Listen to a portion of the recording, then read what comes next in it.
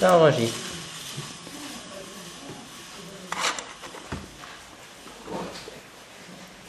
Alors, on va parler de halachot de Shavuot. On va parler de la coutume de manger des plats lactés. D'accord? Alors, pourquoi mange-t-on des plats lactés Shavuot? Alors, il y a plusieurs raisons à ça. Une raison toute pachoute, c'est que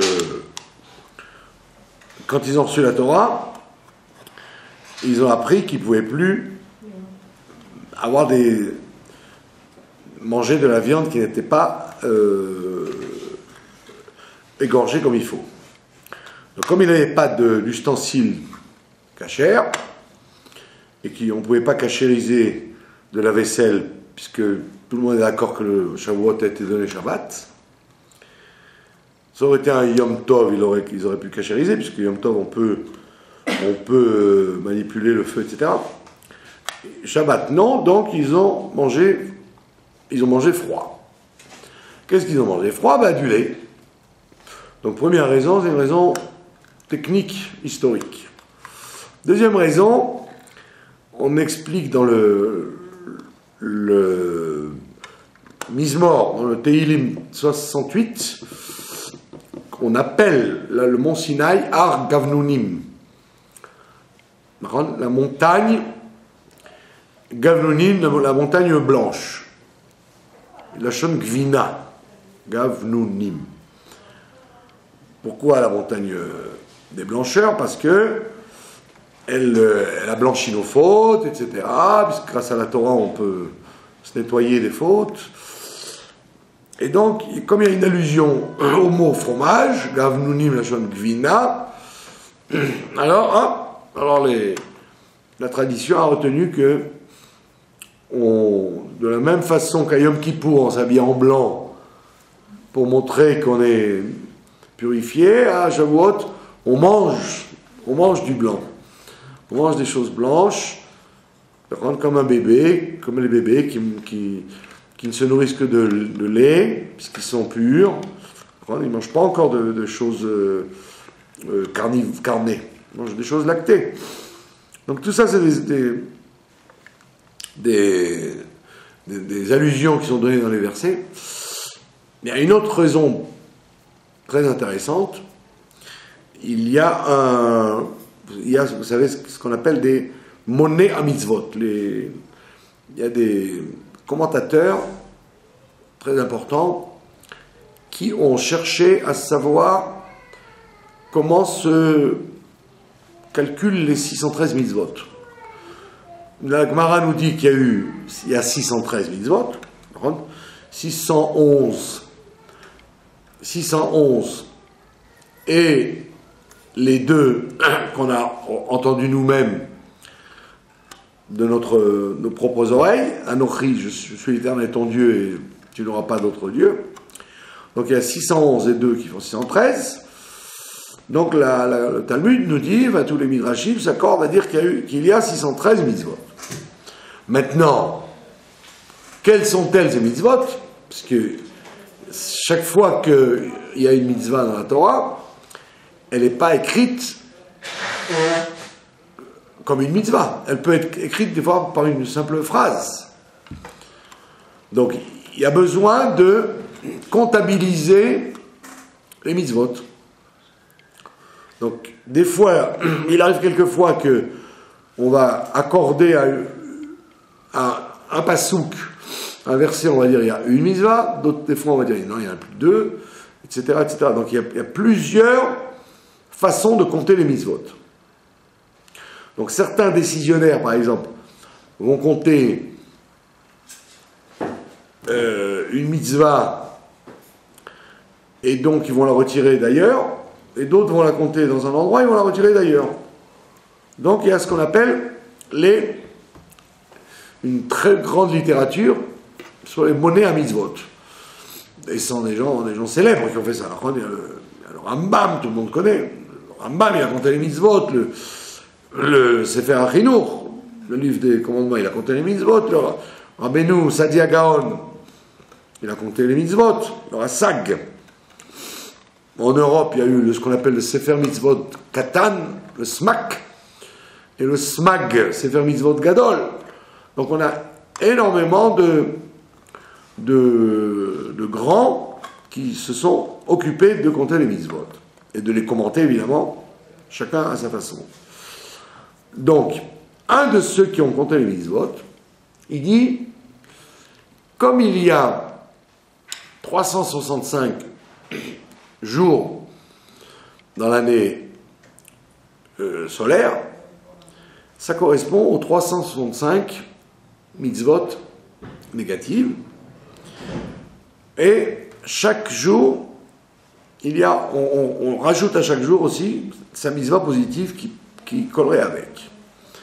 Donc il se trouve que, d'après son calcul à lui, calcule les mitzvot qu'il fait, il ne le fait pas comme le Rambam par exemple, par mitzvot qui sont éternelles, permanentes, ou après les mitzvot qui sont liés au corps, après les fêtes, etc.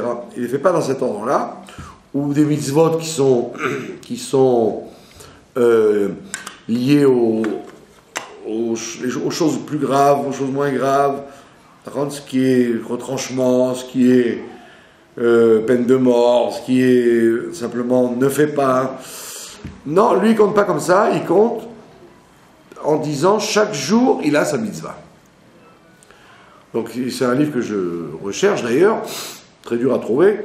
C'est un livre où il vous donne chaque mitzvah depuis le Rosh Hashanah, quoi. Rosh Hashanah, première mitzvah, deuxième mitzvah, etc. Et donc, d'après ce calcul, on arrive à ce que Shavuot, le jour de Shavuot, dans son classement de mitzvot, le jour de Shavuot, c'est le jour où on n'a pas le droit de manger le lait avec la viande. Donc c'est un jour spécial de la mitzvah de ne pas mélanger Bassa Bechalav. Alors, d'après toutes les raisons qu'on a données avant, si on dit que c'est la montagne qui ressemble à du lait, qu'ils ont mangé du lait simplement, on fait des allusions qu'il y a eu du laitage dans la journée. Donc, d'après ces raisons-là, vous pouvez, comme certains font par exemple, consacrer un repas entier au lait. Il y a des gens qui consacrent, par exemple, le soir de Shavuot, ils mangent chalavi. Un plateau de fromage, ils mangent des pizzas, des pâteaux au fromage, etc. Un vrai repas chalavi. Entièrement, ils ne mangent pas de viande, ils mangent que du laitage. Au départ, au milieu et en dessert. Ça, c'est si vous dites simplement qu'il faut manger du chalavi. Et si vous allez d'après la Shita, qui dit qu'il faut ce jour-là marquer expressément notre accomplissement de la mitzvah, de ne pas manger le lait et la viande ensemble, donc pour que vous ne mangiez pas du lait et de la viande ensemble, il faut que vous mangiez du lait et puis après de la viande, pour bien montrer que vous ne les avez pas mangés ensemble. D'accord? Donc il y en a qui font ça exprès, de manger, par exemple au kidouche du matin, ils mangent des plats chalavi, après ils attendent un certain temps, et après ils mangent un repas à la viande pour dire qu'ils n'ont pas mangé ensemble. Pour montrer comme on l'a vu plusieurs fois, comme disent les décisionnaires, qu'une mitzvah négative, tu as le salaire de cette mitzvah que si elle se présente à toi et que tu ne l'as pas faite. C'est-à-dire, si tu n'as pas un tempérament assassin, même si quelqu'un t'énerve au maximum, jamais tu viendras le tuer, eh ben, tu n'as pas accompli la mitzvah de ne pas tuer. Quand est-ce que tu t'appelles pas tuer? C'est quand tu avais envie de tuer, ou tu avais une possibilité de faire un crime parfait, tu ne l'as pas fait. D'accord? La même chose pour pas voler.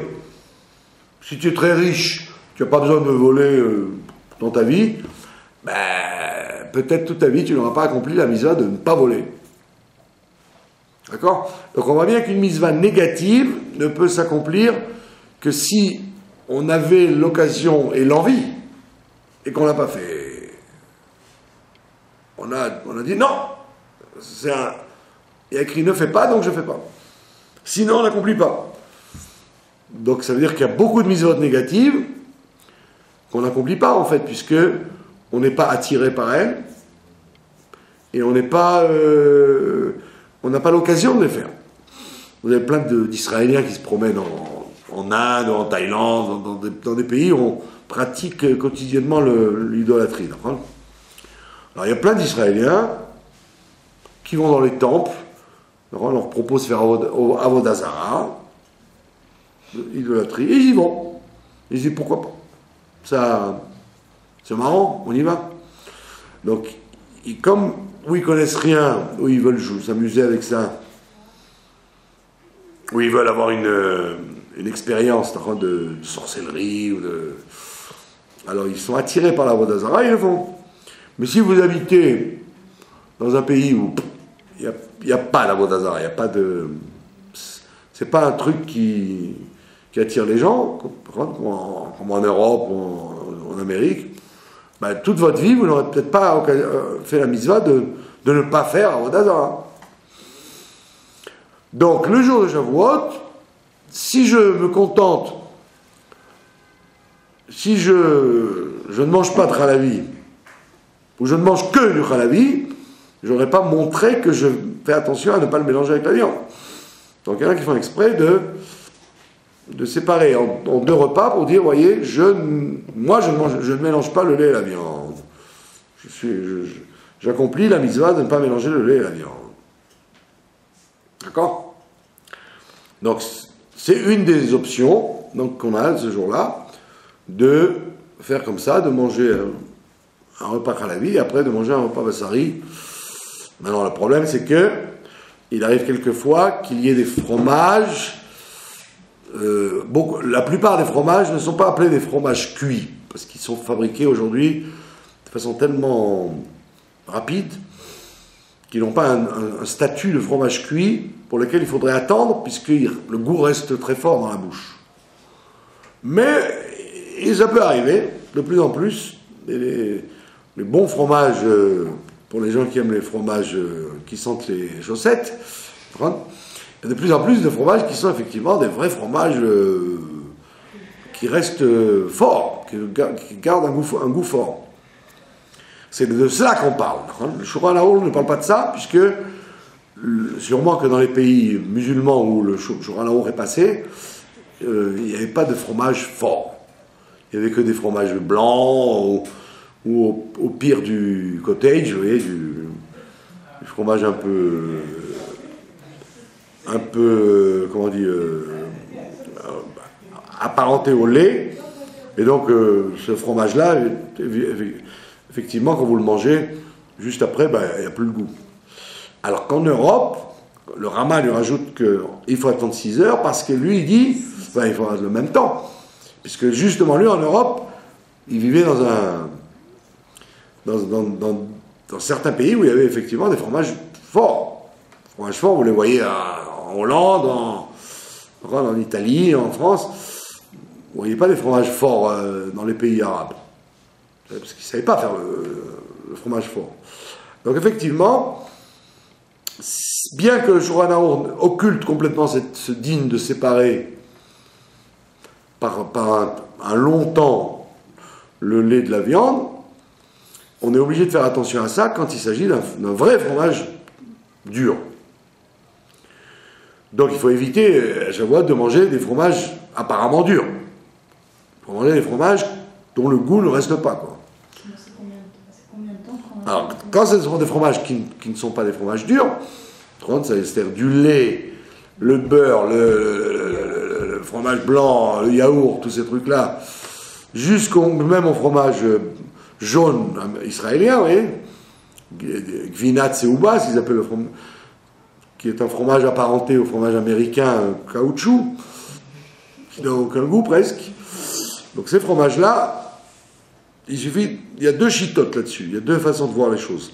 Soit on attend simplement quelques instants, quelques instants. Une fois que vous avez fini, vous mangez un truc intermédiaire qui est neutre, soit une feuille de salade, soit un morceau de pain, ou vous buvez une boisson, soit d'après la chita du Zohar, le Zohar Akadosh lui dit 1 heure. 1 heure, pour quelle raison? Je vous l'ai déjà peut-être raconté ça une fois, que quand les deux grands rabbins d'Israël, le Rav Shapira et le Rav Eliaou, étaient chez le Rabbi, le Rav Shapira pose une question, il dit au Rabbi, comment se fait-il que dans le Harizal, il y a écrit que dans la même journée, on ne peut pas manger du lait et de la viande. Donc le Harizal, il te dit, si tu as mangé du lait aujourd'hui, jusqu'à demain soir, tu ne peux pas manger de la viande. Tu dois choisir chaque jour ce que tu vas faire, ou du lait ou de la viande. Et il demande au Rabbi comment ça se fait. Alors le Rabbi dit parce que tout ce que le Harizal a écrit, il n'a pas écrit forcément comme un enseignement pour tout le monde.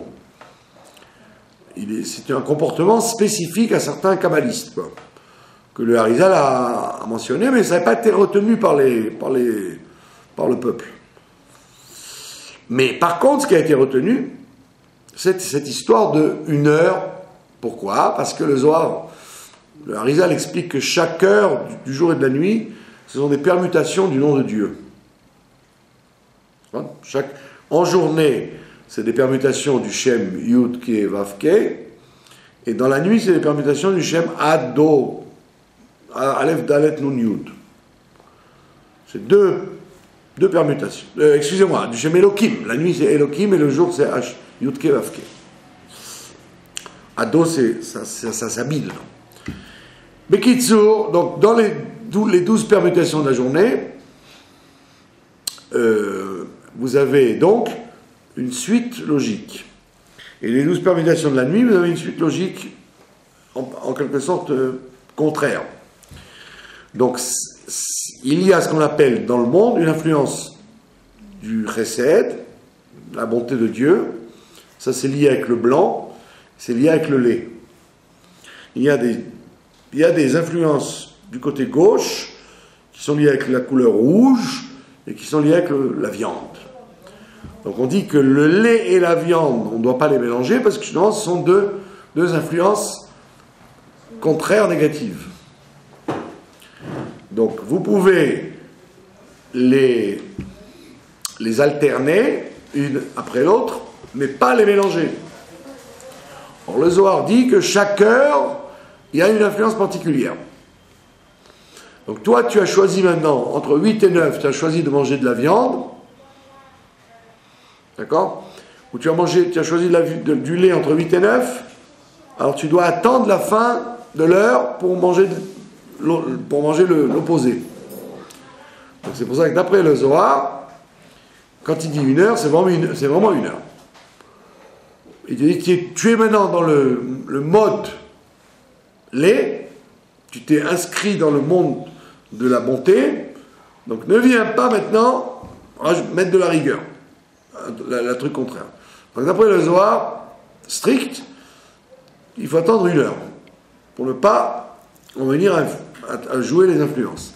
Mais d'après le Shulchan Aruch, sans commentaire compliqué, il te dit, il suffit de ne pas les manger ensemble. Quand tu as dû manger du lait, tu rinces la bouche et tu te laves les mains, et ça y est, tu peux manger la viande.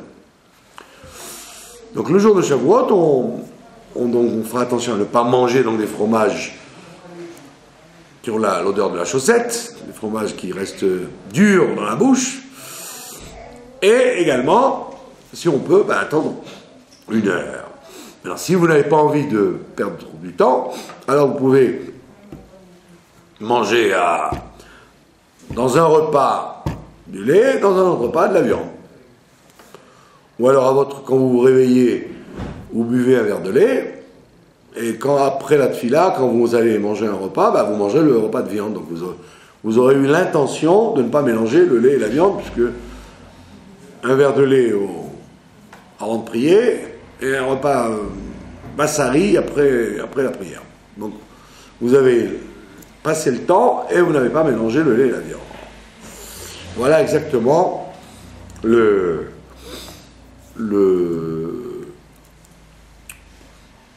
J'ai pratiquement fait le tour de tout le problème. Est-ce que vous avez des questions? Le roquefort, c'est considéré comme quoi? Alors, effectivement, le roquefort, il y a des roqueforts israéliens, oui. Voilà, qui sont des roqueforts qui n'ont que la couleur du roquefort, et qui ne restent pas dans la bouche. Le goût s'en va très vite. C'est des roqueforts fabriqués artificiellement. Mais vous avez des bons roqueforts européens ou d'Uruguay. Les gens d'Uruguay sont aujourd'hui des spécialistes de fromage. Ils sont presque aussi forts que les Suisses et les Français.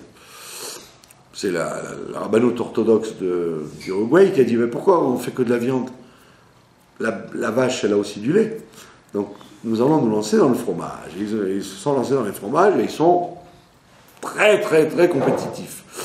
Et effectivement, leur fromage à eux, c'est vraiment des fromages durs.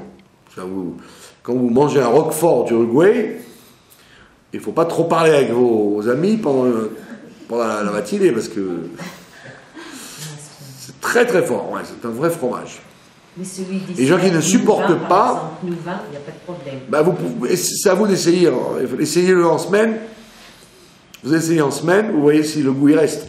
Je vous dis, vous achetez un edam. Un edam ou un fromage jaune, uruguayen ou hollandais, le goût va rester très longtemps, il est fort. Alors que vous achetez les fromages jaunes israéliens, même dans l'omelette, même dans la pizza, ça n'a aucun goût, quoi. Ce sont des fromages très très très faibles au niveau de la force. Donc même vous vous sentirez mal à l'aise quand vous avez ce fromage dans la bouche de manger un steak après, parce que vous avez encore le goût du fromage toute la matinée qui vous poursuit. Donc c'est à vous de voir, parce que c'est aujourd'hui très difficile de suivre. Avant, on savait les fromages de Chutz La'aretz, les fromages d'Israël. Aujourd'hui, les Israéliens apprennent à faire du bon fromage. En Chutz La'aretz, ils ont toutes sortes de qualités, donc c'est à vous de vérifier avant. Un camembert israélien, par exemple, le camembert de Tnuva israélien, vous voyez bien que c'est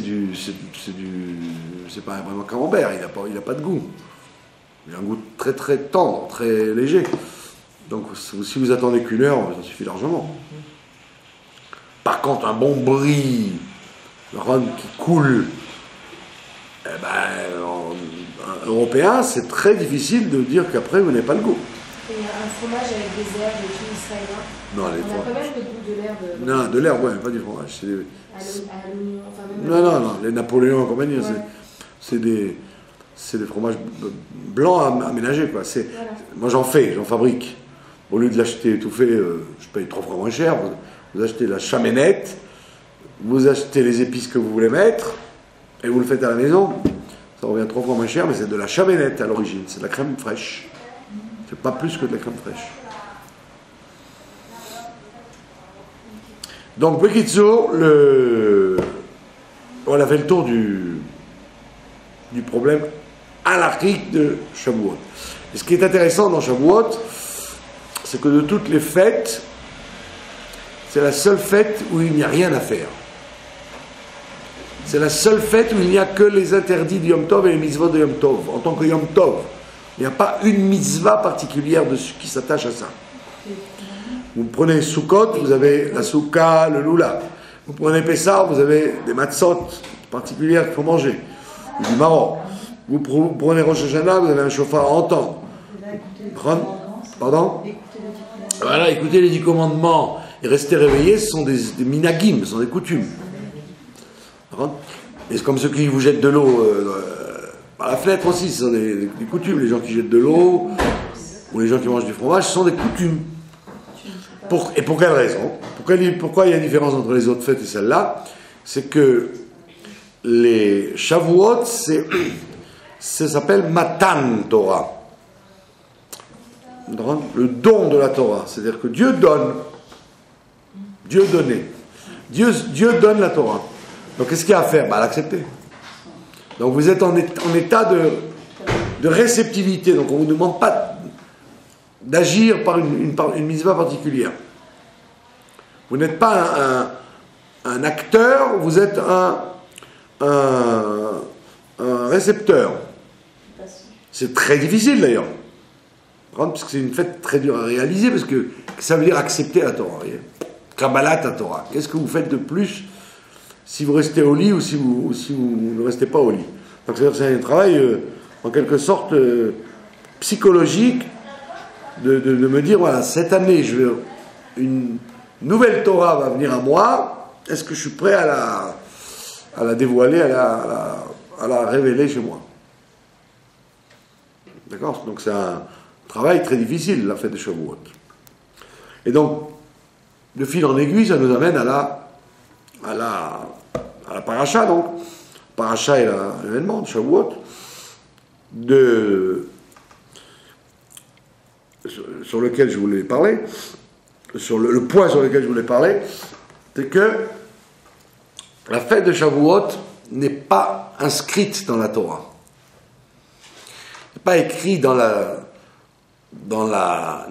Torah, il y a écrit la fête de Pessah, la fête de Sukkot, la fête de Rosh Hashanah, la fête de Kippour, la fête de Shmini Atzeret. Mais Shavuot, on n'en parle pas comme nous le concevons. Elle est appelée la fête des prémices, Chag HaBikurim, la fête des prémices. Donc c'est pour ça que les Israéliens, ils la voient très, très souvent comme une fête agricole, quoi. Dans les kibbutzim, ils sortent en tracteur et ils coupent du blé, etc. Ils en font une fête, la fête de la moisson. Et ceci est un peu encouragé par le fait qu'à la fête de Shavuot, on lit la Megillah de Ruth. Alors, la Megillah de Ruth, elle nous parle de ça. Elle nous parle de la rencontre de Ruth et Boaz au moment où on cueillait le blé. Donc ça, toute la tradition, et même au temps du Beth Amikdash, il n'y avait pas le côté que nous connaissons de Shavuot en tant que réception de la Torah. Il y avait surtout le côté agricole, remercier Dieu de nous avoir donné une belle récolte de blé, puisque c'est le début de la récolte de blé. Après avoir eu la récolte de l'orge, le Homer de Séora, de l'orge, vous avez les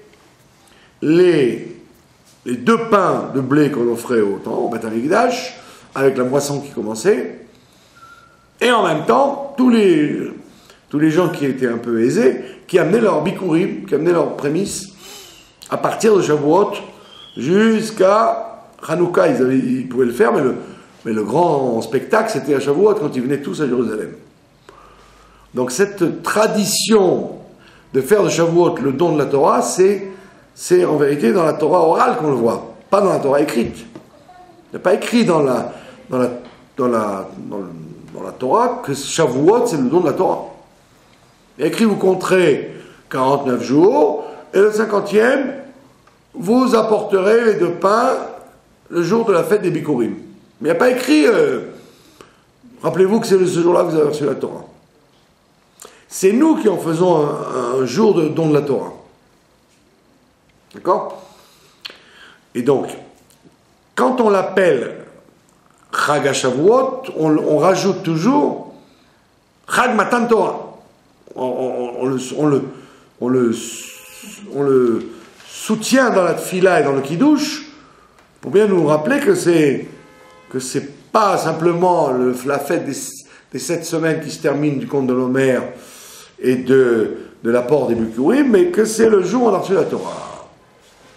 Maintenant, les contes de Homer, c'est par rapport à Rabbi Akiva ou c'était déjà... Non, c'est dans la Torah, on te dit que après le lendemain de Pessah, tu devras compter les jours de l'Homer jusqu'à Shavuot, et au temps du Beth Amikdash, on apportait la mesure de Homer d'orge qu'on descendait on descendait à pied du Beth Amikdash jusqu'à Arza, donc c'est une petite trotte. Oui, c'est sur la route de Jérusalem. On descendait avec des torches dans la nuit du lendemain de Pessah, dans la nuit du premier jour de Chol HaMoed, on descendait avec des champs et des comment on appelle ça, des filets, et on allait couper l'orge vers, et après on l'offrait le lendemain au Beth Amikdash, une mesure d'orge. Donc pour fêter l'arrivée de la première céréale de l'orge. Après on comptait, et après cette semaine, on offrait les 2 pains en l'honneur du blé. Donc c'était très très agricole tout ça. Chacun apportait deux pains? Non, le Beth Amikdash simplement. Au Beth Amikdash. C'était des fêtes du Beth Amikdash. Dans le peuple, on fêtait pas ça, on fêtait chacun fêtait, les agriculteurs fêtaient le début des moissons. C'était une fête, que tout le monde descende voir si le blé était bien sorti, etc. C'était une grande fête. Nous aujourd'hui on est des gens de ville, donc on vit dans le béton, donc on ne sait même pas ce que c'est on n'a jamais vu du blé, on voit tout empaqueté et emballé, donc on ne sait même pas, demander à quelqu'un de différencier l'épeautre du blé du seigle, les gens ne savent pas. Il n'y a que maintenant dans les magasins naturels qu'on commence un peu à redevenir proche de la nature. Donc le curieux de l'histoire, c'est que la fête s'appelle la fête de Shavuot. Alors, vous allez dire pourquoi la fête de Shavuot? Parce qu'on a dit, la fête des 7 semaines, Shavuot, la Shon Shavua. Une semaine Shavua, des semaines Shavuot. Mais les Litaïm, ils appellent ça Shavuos. Alors, quand vous leur dites, attends, mais c'est pas grammatical. Shavuos, Shavua, Shavuot. Donc vous auriez dit Shavuos, mais pas Shavuos. Que fait le Sheva à la place du Patach? C'est qu'il y a une allusion là derrière. Que à travers le nom anodin de la fête des semaines, ils veulent allusionner, et c'est rentré dans l'appellation. Ça ne s'appelle pas la fête des semaines, ça s'appelle la fête des serments. Quand vous dites Shavuot, c'est le pluriel de Shavua, un serment. Alors que si vous dites Shavuot, c'est le pluriel de Shavua, qui veut dire une semaine. Donc, comment vous ponctuez au début, vous ne donnez pas le même sens à la fête. Donc, eux, ils veulent vous dire par là, ça n'est pas la fête des semaines seulement, c'est la fête des serments. Quel serment? Eh bien, le serment que nous avons fait au Sinaï, de respecter la Torah. Nous avons fait une promesse. Nous avons promis, d'accord? Nous avons juré, pas seulement sur l'honneur, mais nous avons juré jusqu'à la fin des temps de respecter la Torah. Alors si c'est comme ça, on aurait dû dire Shvua, le serment. Pourquoi on l'appelle les serments? Pourquoi les? C'est-à-dire quoi les? Pourquoi plusieurs fois? Dis ça, une fois c'est tout. Tu as promis une fois, et tu gardes ton serment. Pourquoi il y a besoin d'appeler ça les serments? Pourquoi pas un serment? D'accord? La raison profonde, c'est qu'en vérité, on voit ça dans la Chassidoute, que dans chaque période, pas chaque génération, mais chaque période, qui peut être très longue, il y a des épreuves à l'accomplissement de la Torah. Par exemple, quand la Torah a été donnée, la grande épreuve, c'était de ne pas faire l'idolâtrie. C'était pas retomber dans l'idolâtrie. Et la preuve, ils y sont retombés, puisque juste après avoir reçu la Torah, ils ont fait le veau d'or. Et tout le temps du Tanakh, vous voyez bien que tout le temps du premier temple, c'est le gros problème des Bnei Israël, c'est d'être idolâtre. D'être influencé par l'idolâtrie soit des Cananéens qui habitaient ici, soit des peuples étrangers. Il y avait cet appel à faire la Avodah Zarah. Donc, après, vous avez une autre période. Par contre, c'est la jouissance de l'exil de Babel et de Perse. Et donc, automatiquement, une autre épreuve. L'épreuve de choisir entre le sérieux de la Torah et le laisser aller de la Perse. Après, vous avez Hanouka. Hanouka, c'est la Grèce. Ça veut dire l'intellect moderne, cartésien et de la philosophie grecque contre les lois de la Torah qui sont quelquefois mystérieuses. À chaque fois dans les générations, le peuple juif se retrouve avec des nouvelles épreuves. Des nouvelles épreuves. Et donc, c'est pour ça que vous avez Shavuot, vous avez des serments. Ça veut dire, à Shavuot, on t'a pas dit simplement de jurer une fois. Tu peux dire, j'ai juré une fois, la Avodah Zarah, je ne fais pas. Mais quand les Grecs vont venir, ah non, la philosophie, ça je le ferai. Quand il va y avoir l'Inquisition, ah, le christianisme, là, ils ne sont pas idolâtres, je deviens chrétien. Je peux être un juif chrétien. Qu'est-ce qu'il y a de mal? Je ne fais pas Avodah Zarah.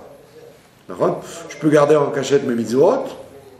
Et je suis quand même, et je dis que le clergé, l'église a remplacé les Kohanim.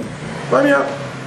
Donc à chaque fois, on te dit, il n'y a pas un seul serment. Tu dois faire plusieurs serments parce que dans chaque période, tu vas être attaqué par une nouvelle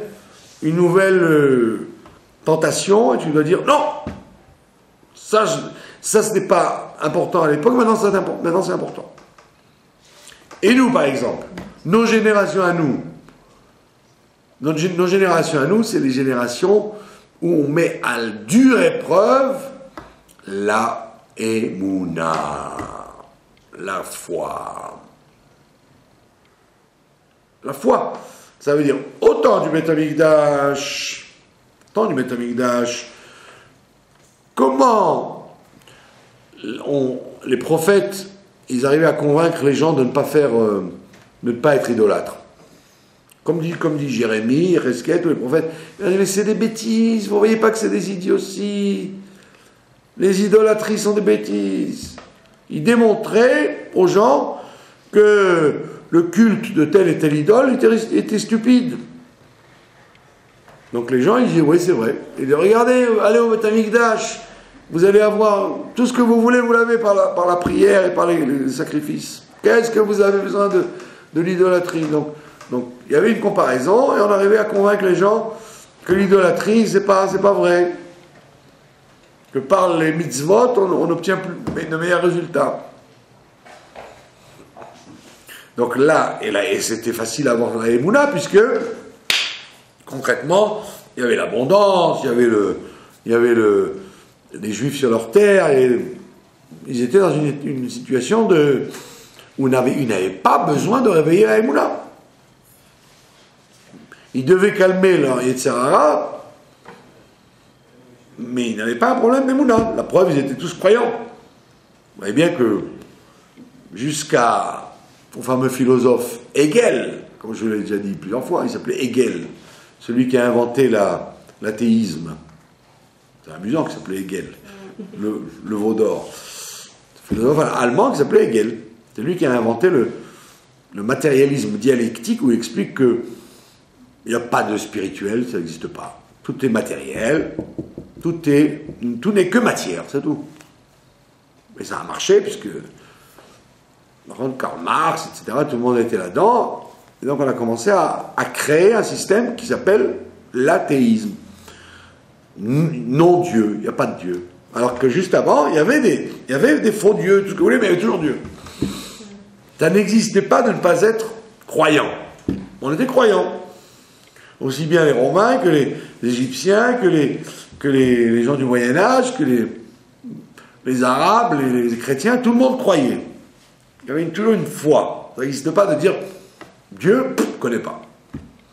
Pitom, on invente un truc où Dieu, c'est une invention des hommes. Et ça marche. Les gens commencent à y croire. Pourquoi? Parce qu'effectivement, comme dit la Chassidoute, parce qu'il y a eu un tel retrait, tel galoute de la présence de Dieu, que ça peut laisser la place au fait qu'on va dire, bah oui, c'est vrai, il n'y a pas de Dieu, c'est du hasard. Ce sont des hasards, quoi, des circonstances. Et donc, notre épreuve à nous, qui venons à la fin du processus, c'est l'épreuve de la foi. Qu'est-ce que ça veut dire l'épreuve de la foi? C'est que quand Adam Arishon a fauté, il a fait venir sur terre le mensonge. Avant qu'Adam Arishon ne faute, le mensonge avait peur. Parce que tout le monde disait, mais ça va pas, non? Et hop. Donc le sheker ne pouvait pas marcher. C'était une denrée irrecevable. Qui c'est qui pouvait croire dans le mensonge? Puisque Dieu se montrait au monde. Donc il dit, voilà, ça c'est bien, ça c'est mal, ça c'est vrai, ça c'est faux. Donc le sheker n'avait pas sa place. Donc il fallait se battre pour intégrer le Hémet, parce que le Hémet, ça coûte cher. La vérité, ça demande un effort. D'accord? Mais les gens comme Abraham, Avinu, Yitzhak, les gens savaient très bien qu'ils avaient raison. Mais ça les embêtait. Parce que ça coûtait cher. Mais ils avaient tous la émouna que Abraham, Yitzhak, Jacob, qu'il y avait un Dieu, qu'il y avait un message, qu'il y avait une... Mais ils disaient, non, mais non, on s'arrange autrement, on n'a pas besoin de ça. Donc le sheker était vu comme quelque chose de pas bien. Mais vient la fin des temps, le sheker est roi. Il est roi. Ça veut dire quoi, le sheker est roi? Comme on l'a déjà dit plusieurs fois. Il y a une mitzvah de prêter de l'argent, une mitzvah. En règle générale, on ne vous le rend pas.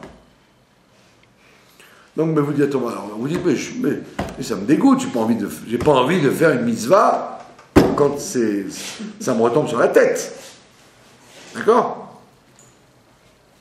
Et ce que vous dit la Gemara, un des signes qu'avant que Mashiach ne vienne, vous dira que les gens qui sont dans le Hémet seront dégoûtés.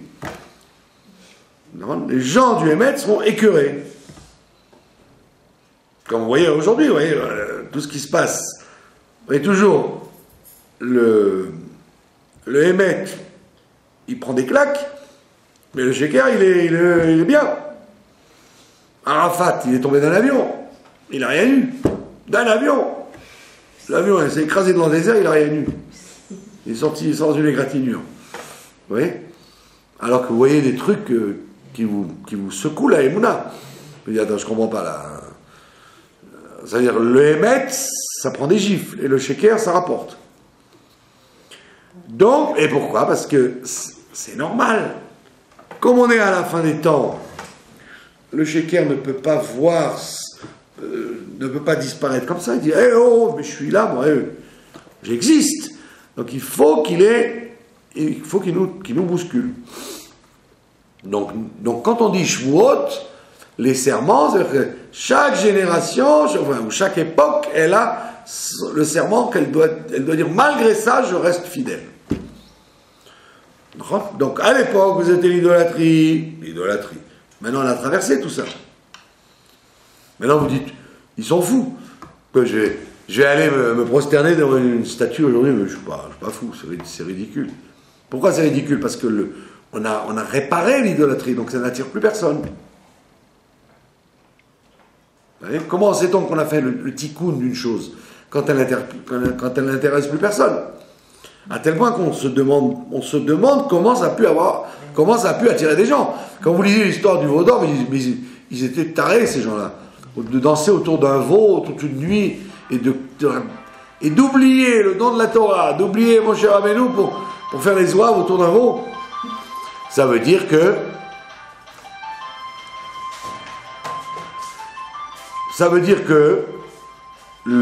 à ce moment-là, il y avait une force d'aimer ça. Mais quand le vent a disparu, le rouach, l'esprit a disparu, les gens se demandent comment c'est possible. Moi, je raconte ça aux gens de ma génération. Moi, j'ai vécu mai 68, d'accord? Tous les juifs que je connaissais, ils étaient communistes. Tous les gens étaient « Ah, il faut changer le monde, nanana. On va changer le monde, on va tuer les capitalistes, on va jeter l'égalité pour tout le monde, l'anarchie, Vous voyez? Et vous voyez, c'était un vent, c'était un rouard dans le monde. C'était pas du tout... quand les gens ils vous disent « Attends, mais il fallait être bête pour croire que les hommes sont égaux et qu'on va tout faire gratuit et qu'il n'y aura plus de guerre, la paix. » Et pourtant, vous voyez, des millions et des millions de gens, pas seulement qu'ils ont parlé de ça, mais ils ont donné leur vie pour ça. Ils ont donné leur vie. Des millions de juifs et de goïms, ils y ont cru.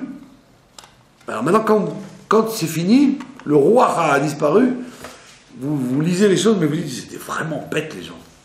Mais c'était pas bête, tout est question d'un roi qu'il y a dans le monde. Quand il y a un esprit dans le monde, ça attrape tout le monde. Et donc vous avez une épreuve, oui ou non, je suis avec ça ou je suis contre ça.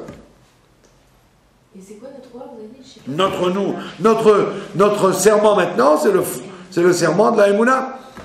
De dire à Dieu, bien que tu te moques de nous, parce que tu nous dis, suivez mes mitzvot, vous aurez que du bien, tu vois que plus les gens... Tu vois, des gens qui suivent les mitzvot, qui sont des gens droits, qui essaient de faire tout ce qu'il faut, ils ont des catastrophes. Alors, soit un homme politique menteur et retourneur de veste, et qui n'a pitié de rien, tout le monde te respecte, et tu es en bonne santé. Tu échappes aux maladies, aux drames. Tu dis, attends, mais c'est quand même ralent.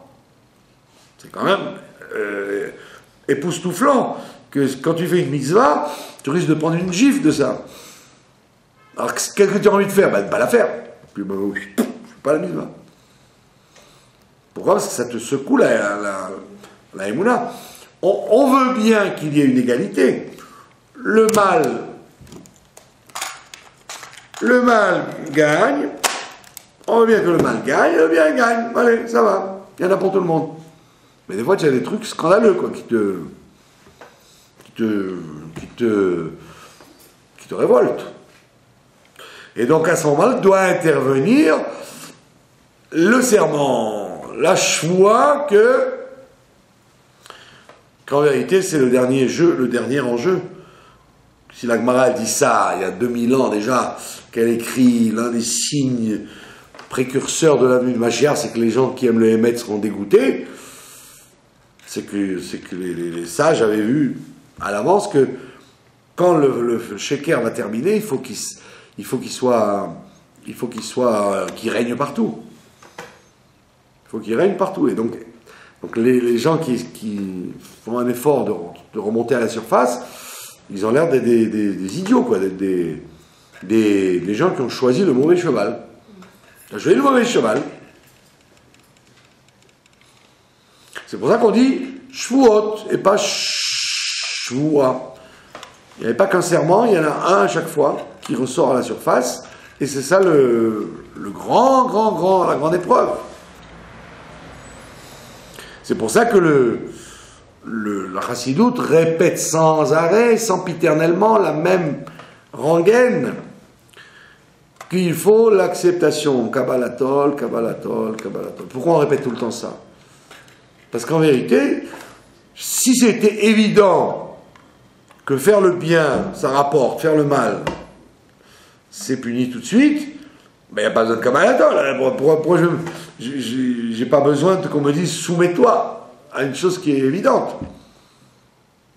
Donc si on te dit Kabbalatol, ça veut dire que dans ce monde-là, tu as l'impression de ne rien comprendre et donc de te taire. Tu n'as qu'une chose à faire, c'est de te taire et de dire je ne tomberai pas dans l'épreuve de manquer de Emouna, d'avoir la Emouna. Et donc c'est pour ça que c'est une fête. Chaque année, on dit qu'on retrouve la Torah à nouveau. C'est chaque année un nouveau Matan Torah qui se fait. Mais comme dit la Chassidoute, comme le monde est reconduit à chaque instant, chaque fois qu'il y a une fête qui arrive, elle amène quelque chose qui n'a jamais eu lieu. Donc c'est-à-dire que quand Shavuot va arriver, on va recevoir à nouveau la Torah, comme si c'était la première fois. C'est dur à comprendre, puisque vous voyez pas comme au Matan Torah, les oiseaux qui s'arrêtent de chanter, les fleuves qui s'arrêtent de couler, les nations qui commencent à...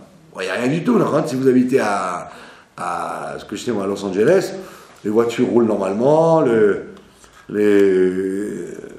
à part le gâteau au halavi que les gens vont acheter, vous ne voyez pas la différence. Les gens vont se bourrer de halavi, mais après, en quoi il y a eu Matan Torah? Donc ça veut dire qu'il faut une sacrée dose d'Emouna pour dire je reçois la Torah, mais quelle différence? Imaginez-vous que vous endormez avant Shavuot, vous réveillez 3 jours après, le monde n'a pas changé pour une seconde. On ne sait pas. On ne sait pas ce qui va se passer. Ben, on espère que ça va se passer avant Shavuot, le dévoilement de la nouvelle Torah. Mais donc ça veut dire que c'est un travail très très délicat, un travail de Emouna. D'accord? Comme j'ai expliqué Shabbat, le rabbi pose une question dans les 15 Dayenu du soir de Pessah. Quand on lit la Haggadah de Pessah, il y a un morceau que tout le monde connaît. Si tu nous avais délivrés d'Égypte et tu nous avais pas donné à manger dans le désert, Dayenu, ça nous aurait suffi. Si tu nous avais, ça nous aurait suffi. Le rabbi pose une question, il dit, il y a écrit, si tu nous avais fait rentrer dans le Sinaï et tu nous avais pas donné la Torah, cela nous aurait suffi. Ilou, Ichnisanu l'er Sinaï, velo natan lanu et Torah, dayenu. Le rabbi dit, mais c'est fou ça. Cette référence, elle est fausse, elle est complètement absurde. Puisque toute la raison pour laquelle Moshe il dit aux gens, vous allez sortir d'Égypte, c'est pour la recevoir. Et il dit à Pharaon, on les sort d'ici parce qu'on va recevoir la Torah. Donc tu nous dis, si à Rosh Chodesh, tu nous avais fait rentrer dans le Sinaï, sans nous donner la Torah, cela nous aurait suffi. Ben pas du tout. Tu te moques de nous. Il y a même la suite. Il dit au Bnei Israël dans Shemot, je vais vous donner la Torah sur la montagne, après je vous amènerai dans la terre au couleur. Donc il y a tout un processus jusqu'à l'arrivée en Eretz Israël. Donc qu'est-ce que ça veut dire? Ça nous aurait suffi? Pas du tout, ça ne nous aurait pas suffi. C'est ce qu'on appelle une rupture de contrat si tu t'arrêtes là. D'accord? Alors en vérité, c'est que nous traduisons mal. Dayenu, ça veut dire cela aurait été suffisant, pas cela nous aurait suffi.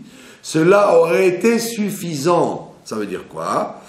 Ça veut dire que si on était rentré au moment du Sinaï, on était rentré au Sinaï, on voit que ce jour-là, ils sont rentrés dans une unité totale. Le cœur uni, le cœur ensemble et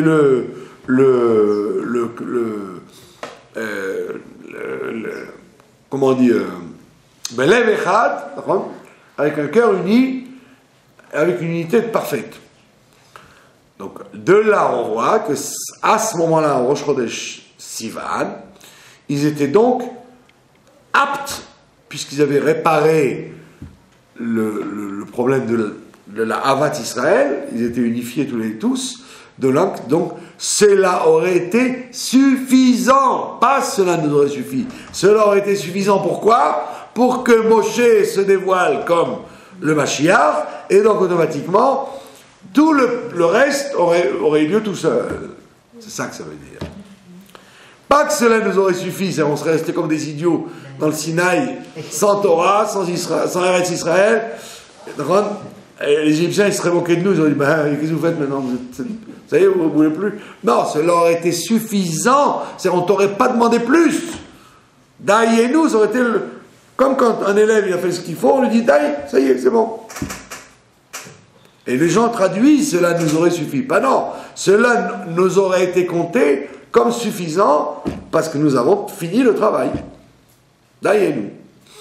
Donc effectivement, quand on dit que nous attendons la nouvelle Torah, la grande Torah Hadasha, qui va se dévoiler quand Mashiach va venir, cette Torah nouvelle, qui va éclairer le monde entier, etc., même les animaux, même les végétaux, tout le monde recevra cette Torah de façon à nos yeux, devant nos yeux. Et bien cette chose-là, cette Torah nouvelle, en vérité, c'est ça qu'on voulait le jour de... Déjà quand on est rentré dans le Sinaï. On voulait, en quelque sorte, la finalité des choses. Et donc c'est pour ça que même maintenant, avant la fête de Shavuot, on n'attend pas simplement encore une couche, une nouvelle dose de Torah comme on l'a eu jusqu'à maintenant. Non, on veut une Torah révélée par le Mashiach avec tout le processus de la Géoula. Donc, Be'ezrat Hashem, donc il faut dire à Dieu, voilà, ça y est, on a respecté ton serment, ça y est. Les générations qui ont vécu ces dernières générations, elles ont été soumises à des épreuves de Emouna terribles.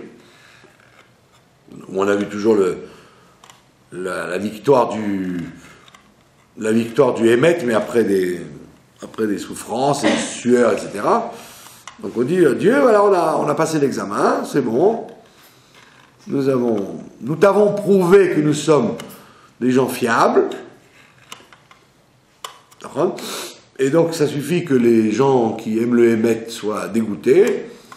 Mais il faudrait peut-être que les choses se renversent dans le sens du triomphe de la vérité. Voilà, incessamment, sous peu. Et qu'est-ce que c'est de cette Torah Hadasha. Si on le savait, on doit y aspirer. Ça veut dire que ce sera un dévoilement. Aujourd'hui, la Torah, elle est dans la théorie, mais elle n'est pas forcément visible dans la réalité. Donc, si par exemple vous mélangez du lait et de la viande, bon, vous avez la foi, donc vous allez le jeter, mais vous ne voyez pas le diable qui s'est produit entre les deux, quoi. Vous emmenez ça dans un laboratoire, on vous dit, écoutez, il n'y a rien, il y a du lait et de la viande qui sont ensemble. Alors que quand Mashiach viendra, vous vous rendrez compte que du lait et de la viande ensemble, vous verrez les cellules qui sont horrifiées d'être mélangées entre elles. Vous allez voir les anges qui se disputent à l'intérieur en disant, mais ne faites pas ça, il ne faut pas mélanger le lait et la viande. On aura une vision de tout ce que la Torah nous dit sans avoir besoin des livres. Ça veut dire une vision de chaque chose avec la parole de Dieu qui s'y trouve et qui nous parle. Puisqu'on dit que quand Mashiach viendra, les pierres, elles se révolteront contre les gens en disant, hey, de quel droit tu me marches dessus? Tu ne dis pas de parole de Torah, ne me marche pas dessus.